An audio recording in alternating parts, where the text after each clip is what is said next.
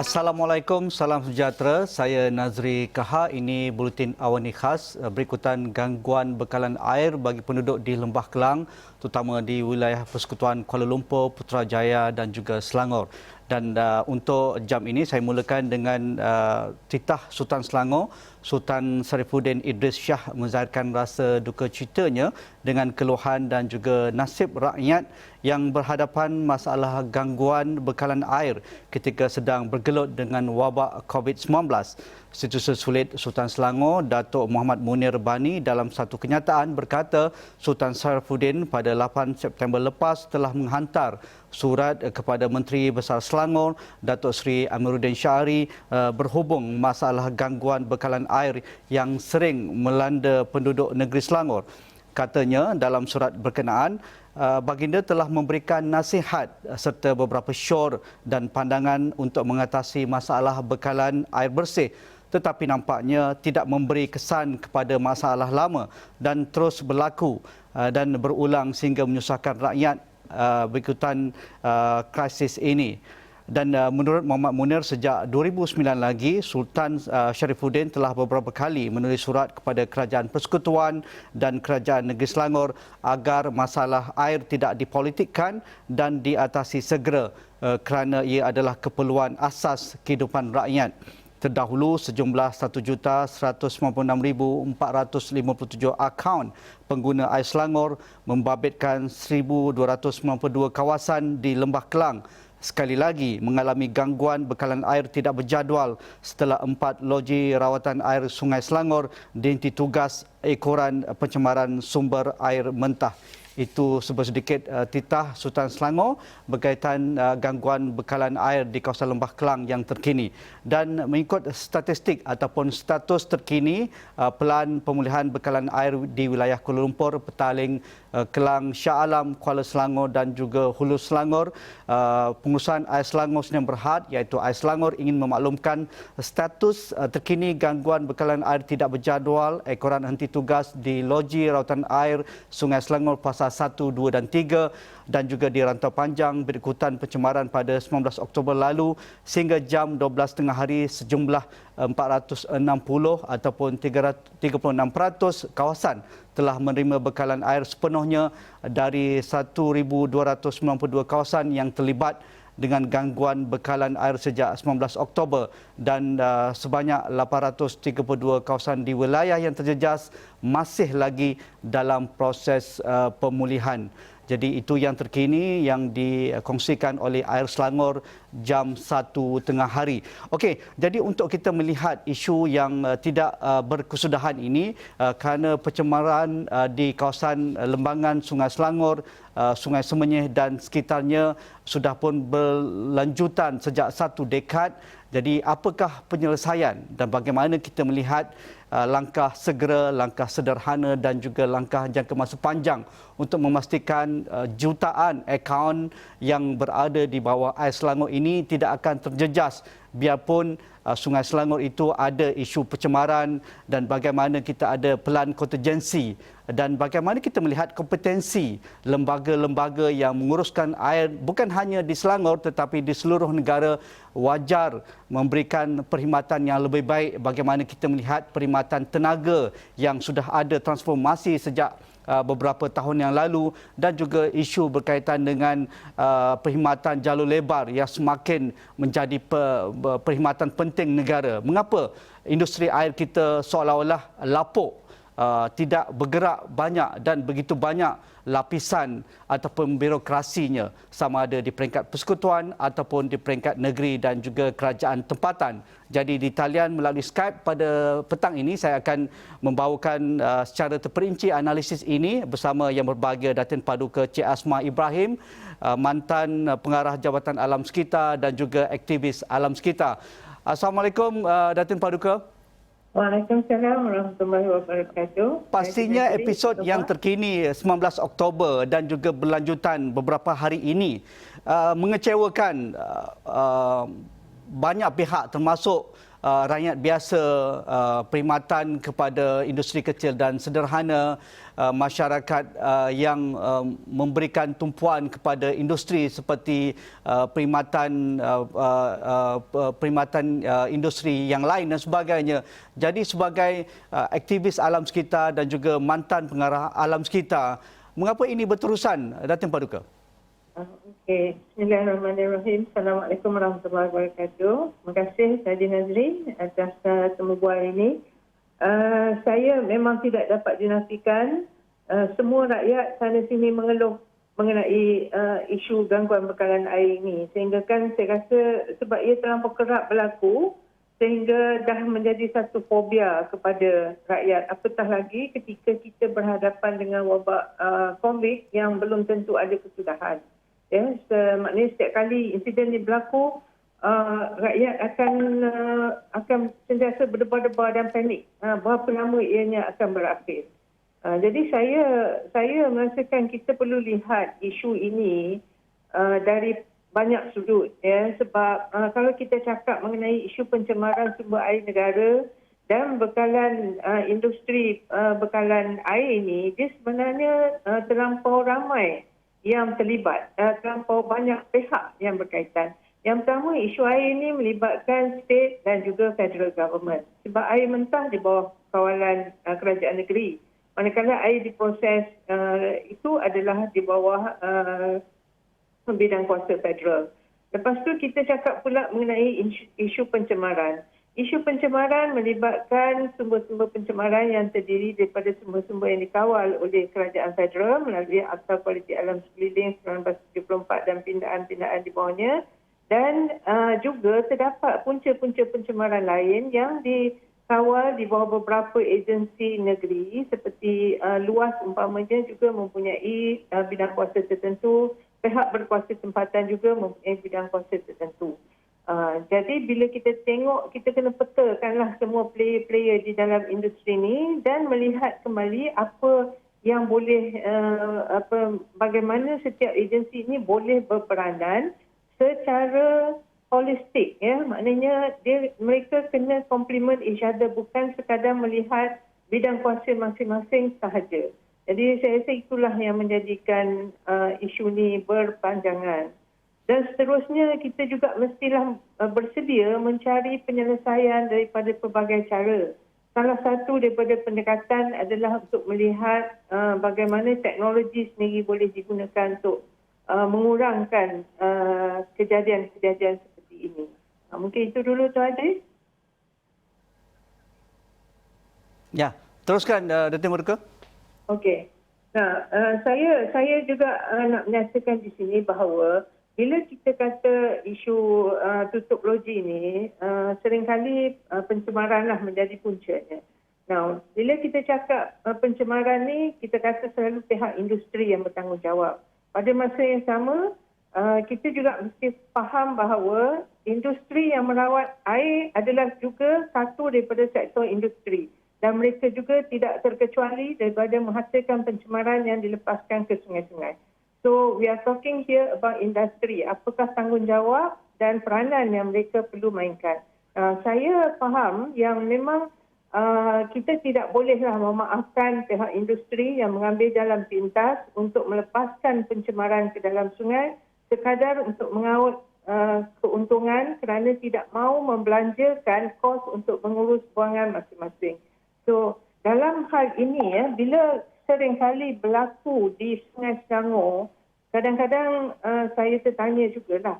Sebab kita tahu bahawa Sungai Selangor ni adalah sungai yang besar. Yeah. Antara sungai yang besar di negeri Selangor. Dan dia membekalkan bekalan air boleh kata sekitar 2/3 atau 1/3 daripada bekalan air di Lembah Kelang.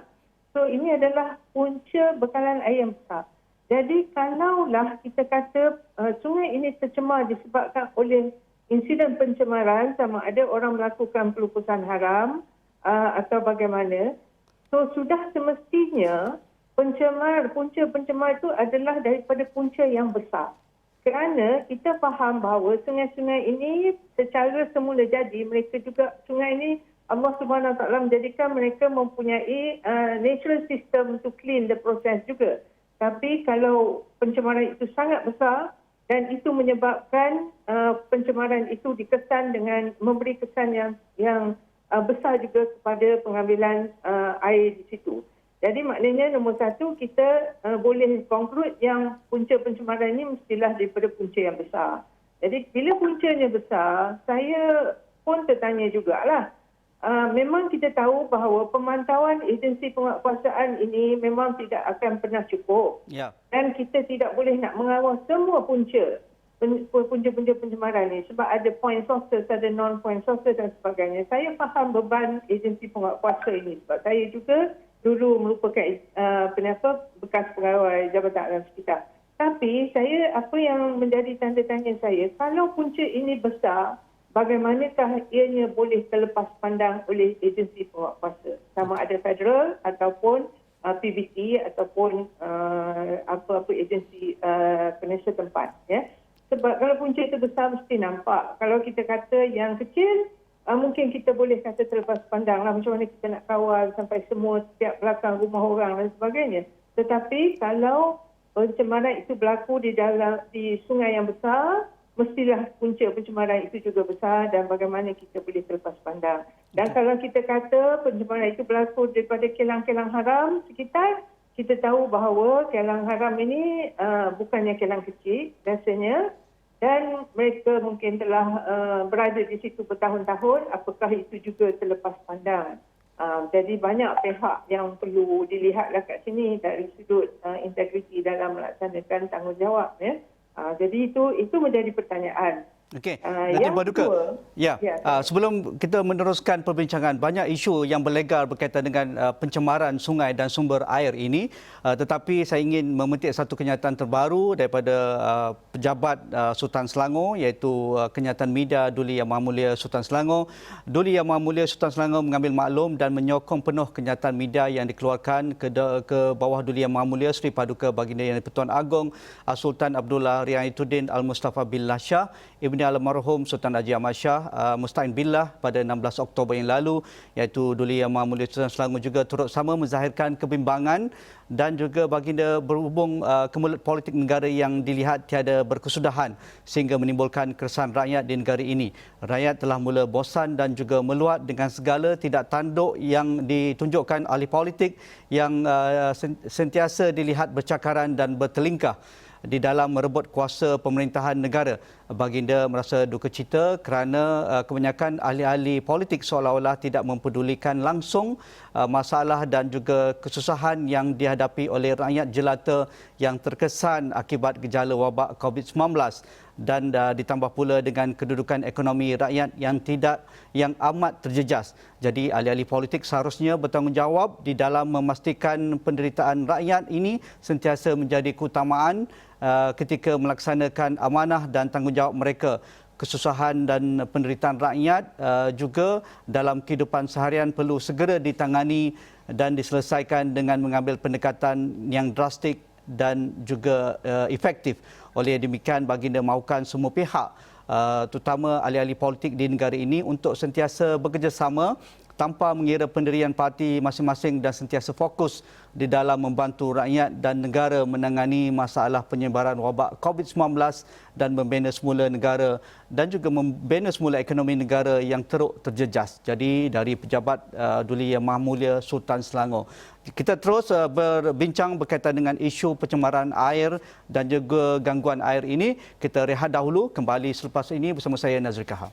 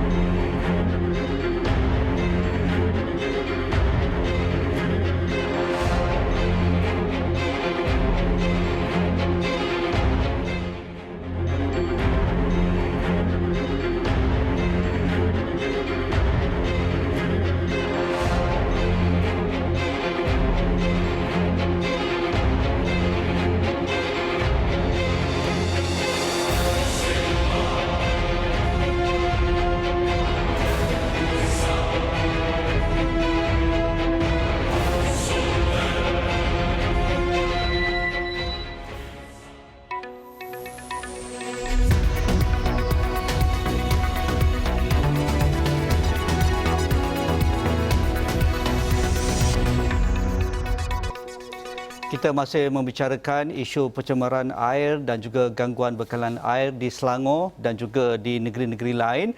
Datuk Paduka Cik Asma Ibrahim, kalau kita ingin memahami dari aspek pencemaran itu, satu sungai itu bukan kecil, bukan pendek tapi begitu besar dan juga panjang. Misalnya apabila gangguan itu berlaku, seringkali alasan yang digunakan oleh pihak berkuasa air termasuk Air Selangor yang kita rujuk pada petang ini adalah pencemaran daripada sumber-sumber industri ataupun yang seumpama dengannya. Kita bayangkan kalau ia berlaku di hilir, yang berlaku di hulu, maksudnya di hujung Sungai Selangor, tetapi loji rawatan di kawasan yang di tengah itu ataupun jauh daripada kawasan pencemaran. Mengapa perlu menutup semua loji rawatan air ini yang sedangkan mungkin pencemaran itu sedikit sahaja di kawasan hulu dan akan melalui berpuluh kilometer hinggalah pusat rawatan air itu?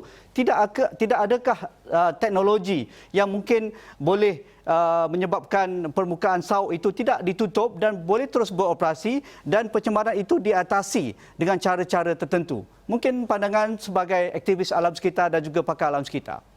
Okey, terima kasih Haji Nazri. Yang pertama, biasanya loji pengambilan air ini dia akan terletak di hulu sungai, bukan di hilir. Ya.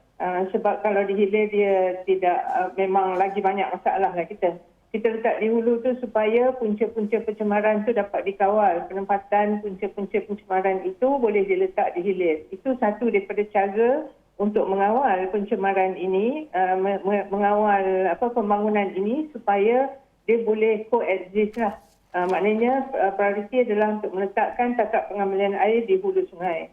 So itu memang dari sudut perancangannya ianya berjalan. Saya percaya dari dulu pun, dan kita memastikan industri yang terletak di hulu kepada takat pengambilan air adalah industri-industri yang tidak mencemarkan dari sudut pencemaran air. Itu kawalan yang dibuat. Tapi apabila berlaku kilang-kilang haram, yang itu memang maknanya yang tidak mematuhi peraturan. Yang mana yang tidak mematuhi peraturan, itulah yang sentiasa mendatangkan masalah. Okey. Jadi memahami hakikat ini, saya seperti saya awal sebut tadi, industri air yang merawat air juga perlu sedar bahawa mereka juga adalah sebahagian daripada industri dan mereka juga tidak terlepas daripada menjadi salah satu daripada punca yang mencemarkan sumber air. Sebab apabila air diproses, ianya juga menghasilkan sisa buangan yang sekiranya tidak dirawat dengan betul akan menyebabkan pencemaran juga kepada air dan dilepaskan ke dalam sungai. Jadi di sini kita membicarakan satu situasi di mana maknanya pencemaran itu memang ada. So pada masa yang sama kita tahu bahawa teknologi telah berkembang. Jadi untuk menguruskan perkara ini, kita perlu juga melihat bagaimana teknologi yang bersesuaian perlu aplikasikan oleh industri-industri yang merawat air ini supaya air yang diambil dari sungai itu dapat diproses ke kualiti yang lebih baik menggunakan teknologi yang ada bagi mencapai tahap drinking water, tahap kualiti air minum yang selamat seperti yang telah ditetapkan oleh WHO. Now, kita punya industri air di negara ini kebanyakannya masih menggunakan very conventional treatment. Dan kita tahu bahawa teknologi telah pun advance. Apabila saya memperkatakan perkara ini, memang setiap kali saya sebut yang akan ulasan balasnya adalah teknologi adalah mahal. Siapa yang akan bayar ke atas penggunaan teknologi tersebut. Jadi di situ kalau kita lihat teknologi itu memang mahal, tetapi apakah kita mengambil kira kesusahan rakyat semasa mereka terpaksa berhadapan dengan situasi ketiadaan air. Nah, kita juga pada masa yang sama kita tahu bahawa rakyat juga mempunyai peranan yang perlu dimainkan. Sekarang ini kita membayar bil air yang sangat rendah. Jadi itu juga tidak memungkinkan operator memproses air ini menggunakan teknologi yang lebih tinggi. Jadi perlu ada satu titik pertemuan di antara argumen ini. What is the right technology and the right pricing for water yang boleh diterima oleh semua pihak. So kat sini saya rasa ini satu perkara yang perlu juga dilihat. Yang kedua, daripada sudut sistem pengurusan bekalan air itu sendiri, saya rasa banyak juga telah diusahakan, iaitu membuat diversion of flow daripada mereka perlu melepaskan air daripada empangan dan sebagainya untuk buat flushing air yang tercemar untuk lepaskan laluannya daripada muka sauk. Apapun saya rasa disebab tindakan ini masih perlu dipertingkatkan, sebab kalau ianya berkesan, tentunya kita tidak akan menghadapi gangguan-gangguan ini. So apa yang saya nak katakan kat sini, maknanya kita perlu mengambil kira semua faktor ini supaya pendekatan yang kita ambil ini adalah dapat dikawal di peringkat perancangan dan pengurusan agensi-agensi berkaitan dan syarikat-syarikat berkenaan, dan janganlah sampai kesan tersebut sampai kepada rakyat. Sebab apabila sampai kesan kepada rakyat seperti yang kita hadapi pada hari ini, di mana kesan ketidakkecakapan pengurusan tersebut menyebabkan rakyat hari ini sangat tertekan dan merasa sangat kualiti hidup mereka ini terjejas dengan sangat tinggi. Dahlah kita ditambahkan dengan beban COVID yang menghantui minda mereka. Jadi saya rasa ini tidak sewajarnya lah, sebab inilah yang menyebabkan rakyat merasa sangat kecewa, ya, dan timbullah pelbagai andaian-andaian dan pelbagai teori-teori. Okey, Datuk Paduka. Ya, antara punca utama pencemaran adalah wujudnya kilang-kilang yang berlesen dan juga yang tidak berlesen, iaitu kilang haram yang melepaskan sisa berjadual ataupun tidak berjadual yang sepatutnya diuruskan mengikut peraturan yang sedia ada. Pengalaman mantan pengarah alam sekitar, adakah sukar kita melaksanakan peraturan ini walaupun pelbagai undang-undang, dan yang terkini dengan cerita pihak kementerian akan meningkatkan lagi denda dan juga jumlah tahun penjara kepada mereka yang melakukan kesalahan alam sekitar ini, tetapi dari sudut pemantauan, penguatkuasaan, apa lagi yang boleh kita laksanakan? Ialah kita boleh labur dalam melaksanakan pemantauan menggunakan kaki tangan secara fizikal melalui teknologi seperti drone dan sebagainya. Tetapi jika kita tidak ada mekanisme yang holistik, maksudnya ada titik temu di situ, bagaimana buffer zone kita dijaga, buffer zone kawasan sungai kita dijaga, dan kita dapat bergerak lebih baik ke hadapan. Bukan hanya mewujudkan lebih banyak undang-undang dan pelbagai undang-undang tetapi kita gagal melaksanakan. Betul. Saya setujulah dengan Tuan Haji. Ya. Sebenarnya penguatkuasaan undang-undang ini hanya sebahagian daripada kaedah mengawal situasi ini. Sebab even penguatkuasaan pun sebenarnya kita perlu utamakan langkah-langkah pencegahan. Bila langkah pencegahan itulah yang menyebabkan kita kena kekalkan buffer zone dan kena memastikan ianya dipatuhi sepenuhnya. Bila kita dah ambil tindakan penguatkuasaan dan dibawa ke mahkamah dan menjatuhkan hukum, itu merupakan tindakan punitif. Tetapi tindakan preventif itu perlu juga diberi pertimbangan sewajarnya. Jadi pendekatan-pendekatan lain seperti yang saya sebut tadi, penggunaan teknologi dan sebagainya, itu adalah pendekatan pencegahan. Kalau kita nak lihat, nak memantau, memang kita tidak ada upaya lah nak memantau setiap punca itu 24 jam. Dan pada masa yang sama, pihak industri juga perlu sedar bahawa mereka bertanggungjawab untuk memastikan mereka mematuhi undang-undang ini.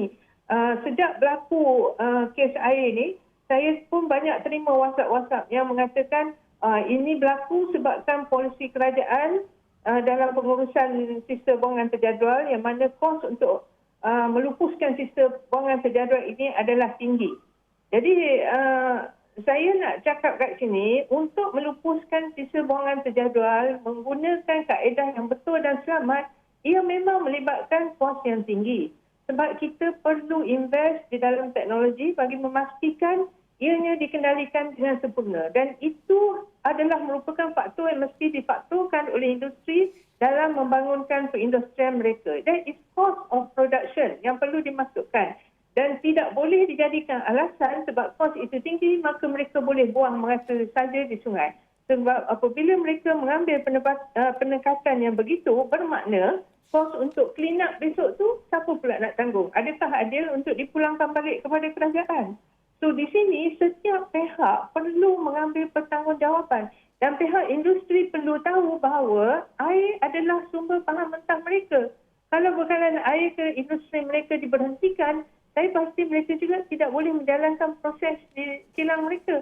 Dan mereka juga adalah di antara orang yang, di antara pihak yang akan terjejas disebabkan oleh gangguan bekalan air ini. Datin Paduka, itu saja masa kita ada. Kita akan terus berbincang perkara ini dalam slot-slot yang berbeza. Terima kasih Datin Paduka Cik Asmah Ibrahim, aktivis alam sekitar dan juga mantan pengarah alam sekitar.